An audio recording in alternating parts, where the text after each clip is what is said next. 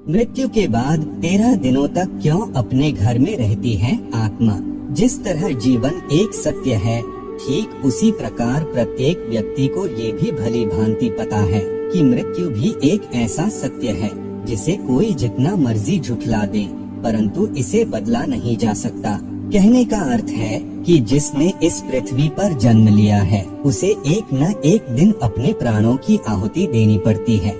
इस बारे में हम में से बहुत से लोगों ने कई बार अपने बड़े बुजुर्गों से कहते सुना होगा कि मृत्यु के बाद मनुष्य शरीर की आत्मा 13 दिनों तक अपने घर में रहती है।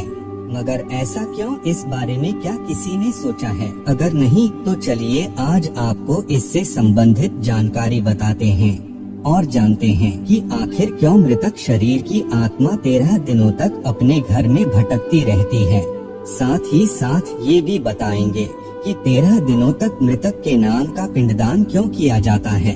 नमस्कार दोस्तों, आपका स्वागत है मेरे चैनल पर। ऐसी और वीडियो देखने के लिए चैनल को सब्सक्राइब और वीडियो को लाइक करें। बता दें कि गरुड़ पुराण में इस बारे में विस्तार से बताया गया है। गरुड़ पुराण में बताया गया है कि जब किसी व्यक्ति की मृत्यु होती है तो यमराज के यमदूत उसे अपने साथ यमलोक ले जाते हैं।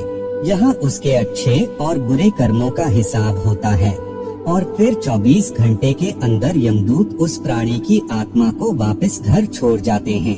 यमदूत के द्वारा आत्मा को वापस छोड़े जाने के बाद मृतक की आत्मा अपने परिजनों के बीच भटकती रहती है और अपने परिजनों को पुकारती रहती है, लेकिन उसकी आवाज को कोई नहीं सुन पाता।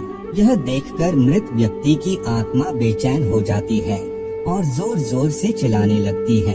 इसके बाद आत्मा अपने शरीर के अंदर प्रवेश करने की कोशिश करती है, लेकिन यमदूत के पास बंदिश होने के कारण वह मृत शरीर में प्रवेश नहीं कर पाती।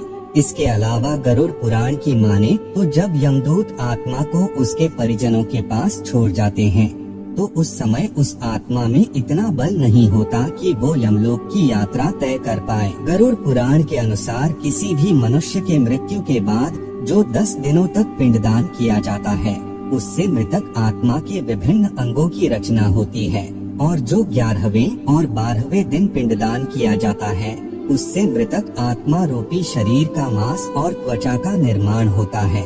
और जब 13वें दिन 13वीं की जाती है तो उस दिन मृतक के नाम का पिंडदान किया जाता है। उसी से ही वो यमलोक तक की यात्रा तय करता है। अर्थात मृत्यु के बाद मृतक के नाम का जो पिंडदान किया जाता है, उसी से ही आत्मा को मृत लोक से यमलोक तक यात्रा करने का बल मिलता है।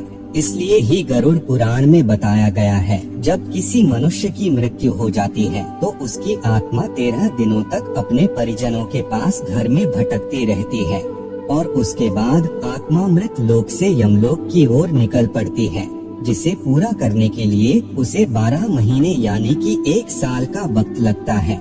इतना ही नहीं, मान्यता के अनुसार 13 दिनों तक मृतक के नाम का किया गया पिंडदान उसके 1 वर्ष के भोजन के समान होता है। पिंडदान न किया जाए तो क्या होगा? अक्सर लोगों के मन में ये सवाल भी जरूर आता है कि अगर किसी मृत व्यक्ति के नाम का पिंडदान नहीं किया गया तो क्या होता है। तो दोस्तों, आपको बता दें कि इसका भी वर्णन गरुड़ पुराण में किया गया है।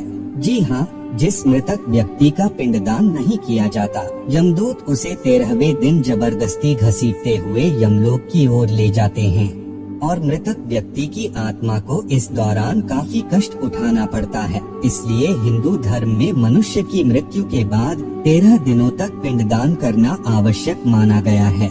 इसके अलावा आपको बता दें कि 13वें दिन परिजनों के द्वारा मृतक व्यक्ति के नाम का जो भोज करवाया जाता है, अगर वह कर्ज लेकर किया जाए तो मृत व्यक्ति की आत्मा को शांति नहीं मिलती।